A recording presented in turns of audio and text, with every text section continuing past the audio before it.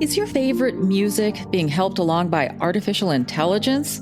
It could be. A famous band just used AI on a new release that made the top 10 on the Hot 100 chart. Hi, I'm Janine Herbst, and you're listening to Where What If Becomes What's Next, a new podcast from Carnegie Mellon University, where we're exploring what AI means to industries, government, society, and you. This season, we'll explore the ever-evolving world of artificial intelligence, the transformative impact AI has on society, work, and everyday life, the cutting-edge innovations, and the ethical dilemmas. On this episode, we'll look at AI's use in music and entertainment. Oh, and that famous band? The Beatles. They used AI to separate the late John Lennon's voice from a piano in an old demo of the newly released and last song from the group, Now and Then, originally recorded on the same track in the 1970s. That track was also recorded with ambient sound in the background, and for decades, existing audio technology couldn't separate and clean up John's vocals, so the band shelved the idea of finishing and releasing the song, but film director Peter Jackson, who used AI to clean up music in his 2021 documentary about the band, changed their minds. Drew Thurlow is founder of Opening Ceremony Media and a former senior vice president of A&R at Sony Music. The interesting part about the Beatles is that it was driven by the Peter Jackson documentary. He developed some kind of advanced audio tools in order to get the documentary made. And there's quite a bit of synthetic speech and audio research out there. So I don't think it was a hard thing for him to develop this, especially with some of this white label tech. But if the audio is that recorded that poorly in a non-digital environment, which that was, then up until now, you really couldn't separate it in a way that was clean enough to release it as a commercial track. And that's the promise of what is happening now. And that's why we have a new Beatles song. Kind of hard to believe that there's Beatle repertoire out there that the world hasn't seen yet, but here we are. Drew, this technology isn't new. Well, I think that's part of the interesting part of the conversation is that it's new, but it's also not new.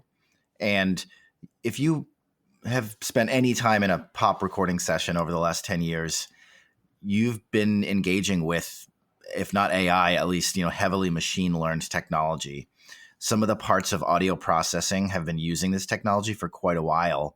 So I think as mass market adoption and consumer tools is quite new, but this technology has been utilized in recording for a long time.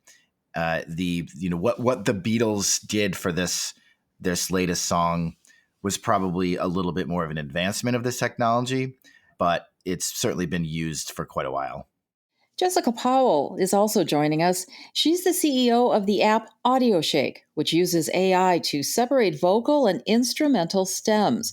Her company's worked on separating tracks for Nina Simone and Old Dirty Bastard, among others.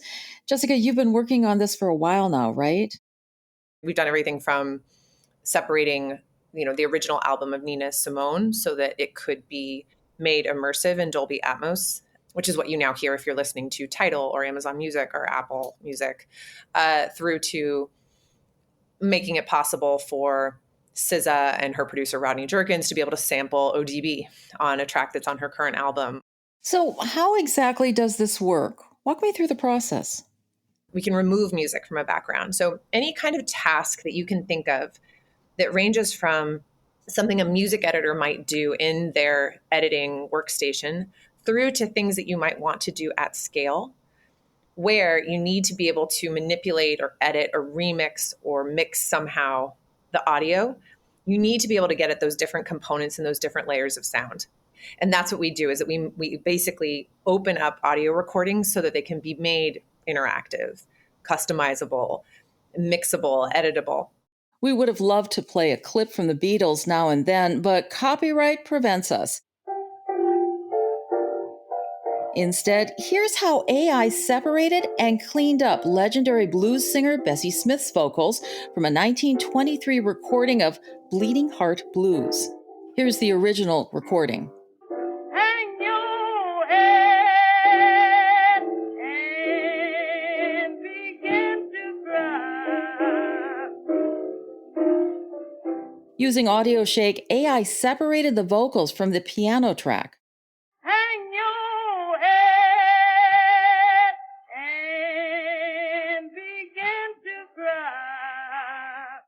Then we used AI to clean up the vocals even more and asked some musicians to compose and record a new backing track in a process very similar to how the Beatles produced Now and Then.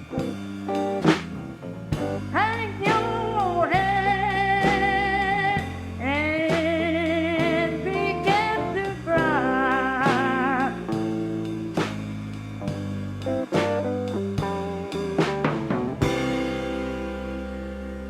AI is being used in so many ways in music production, and it has been for a while now, by recommending songs and artists on music platforms based on similarities or moods, to making music by composing songs based on styles and genres, to suggesting themes and composing lyrics.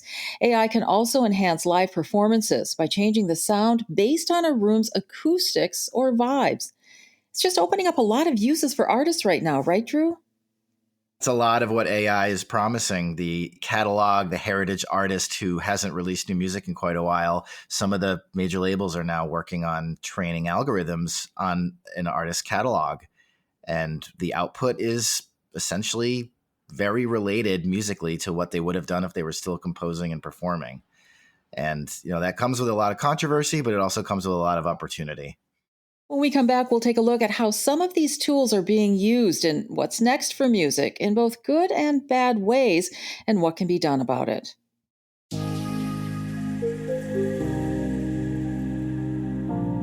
This podcast is brought to you by Carnegie Mellon University. Located in Pittsburgh, Pennsylvania, CMU is a private international research university that's consistently ranked among the top universities in the world. Its trailblazing research is focused on creating, defining, and accelerating the future of artificial intelligence. Coming up, we'll talk about the future of AI and music.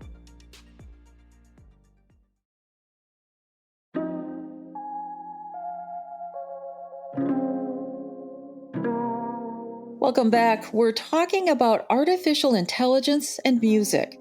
It's already being used by a number of musicians and entertainers to separate old voice tracks from instruments and more, including the Beatles on their latest release with the voice of the late John Lennon.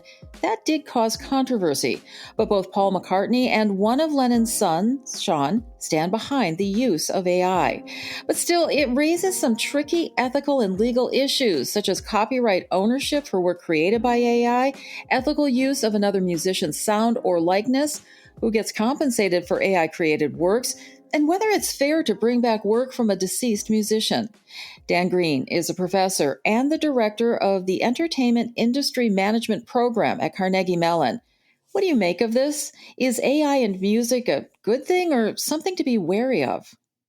Yeah, I think you're asking the right question there. Is there a right way or a wrong way? Because in my opinion, I think there is. Now, granted, arguably the most popular band in pop music ever ended up having a great team behind it, right? It was McCartney and Giles Martin, who was the son of George Martin, and Ben Foster, who ended up putting that together. So it was a Beatles project that was put together. And I would say that that was used in a way that would allow creativity to flourish. I don't want to be Pollyanna here, but that was a really nice use of it. But the use of AI in cleaning up and repackaging musicians alive or dead is controversial.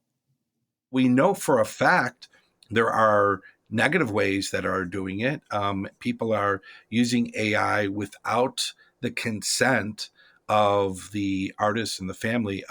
There's a clip online, it's really fascinating, of Ozzy Osbourne listening to You're Still the One with his voice. It's AI. He had not heard it. And the gentleman who plays it on a podcast plays Ozzy, and it sounds just like Ozzy singing something that is not an Ozzy type tune. You're still the one. And then the gentleman playing it says, "This is fantastic, Ozzy. It's you."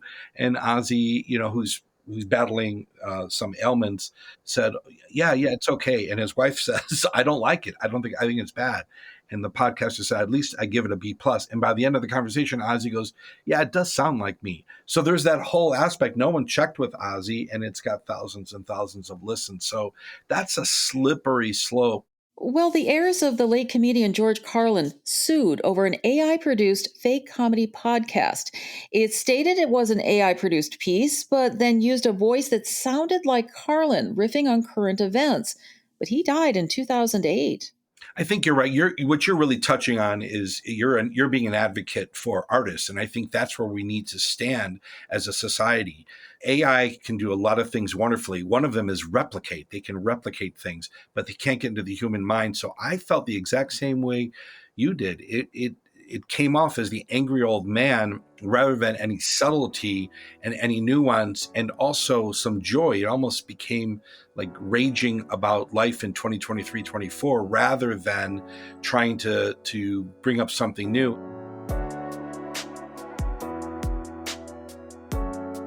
And then there's the fake Drake and the Weeknd song, Heart on My Sleeve, that was made by a musician, Ghostwriter 977, who used AI to write the medley and lyrics, arrange the music, even perform the vocals to sound like two of the most famous musicians in the world. It got millions of hits online, brought publicity to the artists, but it's not their voices or their song. Those are a lot of positive factors that are related to that. That being said, it was not Drake and it was not The Weeknd. And then you run into a concern of, now that we know what a Drake and The Weeknd voice is, do we need them any longer in order to create new music? And the short answer, of course, is yes, we do need them because they're artists. But in essence, that was a workaround. And that was, I think, a scary aspect, because not only are you taking money from the artist, but you're also now getting rid of what is truthful and what's not. Seems like legislation will be needed soon around the world. Right, Drew? It's worth looking to see what other governments are doing. The European Union is much further ahead, as they typically are for these kinds of things. The administration is taking it seriously. There's an AI Bill of Rights that this current administration announced last spring. It's toothless, but it was really, really comprehensive about how we want to manage the growth of AI, including making sure that training data doesn't reflect the historical biases that a lot of media currently has, and, making sure artists and writers are compensated, and making sure training data and the models are transparent so people can kind of police them. So it was a really smart thing. But there needs to be some kind of consensus. And right now, no, there's not. We've been talking about the use of AI and the problems that come with it. But what's the future of the technology in entertainment? So I think that AI in all the arts offers a great opportunity for collaboration for a living artist. I think that there are some interesting opportunities with artists who have passed on, and that those who are engaging in those opportunities need to be thoughtful about sort of what would benefit the artists and the artist's intent to their original work. Brett Crawford is a professor at Carnegie Mellon and the director of the Arts and Entertainment Management programs. So, Brett, being true to the artist's intent is critical to the ethical use of AI, right? So, Keith Haring is a fairly well-known visual artist. And in the last year of his life, he was aware that he was passing. He was aware he was fighting a disease. And he designed a Keith Haring piece that was intentionally incomplete. And someone took that piece and then said, I can use AI and I can finish it, much like they did with the Beatles song, what they've done with novels and things like that. And there was an uprising because they had forgotten that the core reason that he left it unfinished was it was a symbol of his own life. It was also a symbol of the lives that were taken away by the disease, that the loss that happens is the emptiness that's left behind.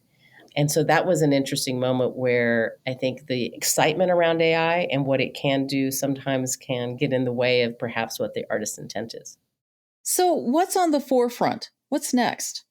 I think spatial is a great place to think about what we can do. There's one theater where they've essentially created 360 audio in the space. I mean, you think that 360 audio is already there because you're in the space, but it's making it much more live to where you're feeling like, even though you're on the row T, seat 5, that you feel it right next to you. Spatial is kind of like a virtual surround sound, giving you the experience of being surrounded by several sources of audio all at once. It's used in movies and streaming, but not so much in music yet. I do think our entertainment is not going to be anything we can imagine today, at least those who have the access to it. I think that the as soon as we can free ourselves of headsets, and I'm not saying it's necessarily going to be virtual, but I think there is sort of a 3D, there's a spatial element that's going to be entering into our home entertainment as well as our lived entertainment. Production studios seem to be on board. Dan, music labels are spending a lot of money on AI. The spend from the studios for AI folks is really remarkable. You know, Sony hired someone who's going to be in charge of AI related to the music industry. The industry has to embrace it. We can't put our head in the sand and go, this will pass by us. It's not going to pass by. It's going to be like the electric typewriter and the computers. It's going to be like iPhones. It's going to be like digital filmmaking related to celluloid filmmaking. So like it or not, it's going to be a part of our lives in the future. I just hope we can all intelligently and kindly use it together. Drew, with the new AI tools and apps, almost anyone can create music without any of the necessary skills, talent, or equipment. What does this mean for the industry? I call it the Instagramming of music. Very few of us had professional cameras or even know what aperture is, but billions of us are into our Instagram feeds and our TikTok feeds. So I think the consumer creator is the next kind of great opportunity for the industry and everyone else.